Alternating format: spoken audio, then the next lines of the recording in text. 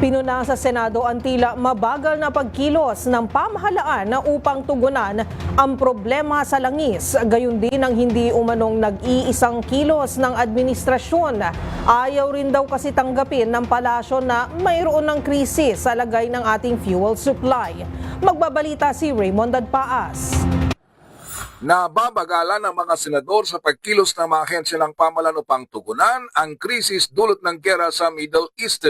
Ayon kay Senador Sherwin Gatchalian na siyang chairman ng Ad Hoc Committee on Proactive Response and Oversight for Timely and Effective Crisis Strategy o PROTECT, nagkakanya-kanyang mga ahensya ng pamahalaan. Sabi ni Gatchalian, 25 araw ng gera sa Middle East ngunit hanggang ngayon ay wala pang comprehensive national contingency plan.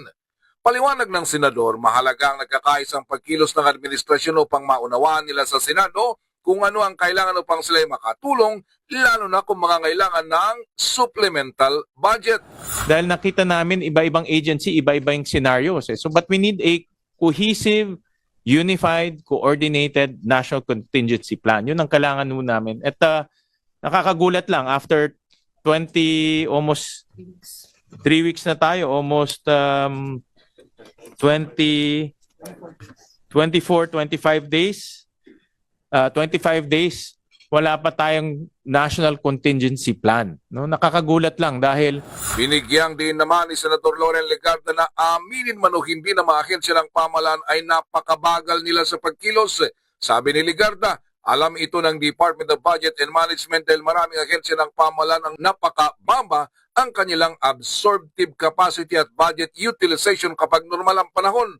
Lalo na ngayon na nasa krisis na ang bansa, ngunit ayaw pang tanggapin ng ilang mga opisyal ng pamahalaan. And everybody in government, especially in the executive, must admit on regular times you are slow, painfully slow. And the DBM knows this. And we know that because we've been doing the budget for decades now.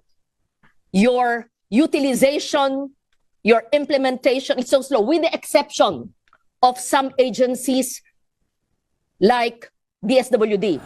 Para sa MBC TV Network News, ito si Raymond Dadpaas ng DZRH, una sa Pilipinas, una sa Pilipino.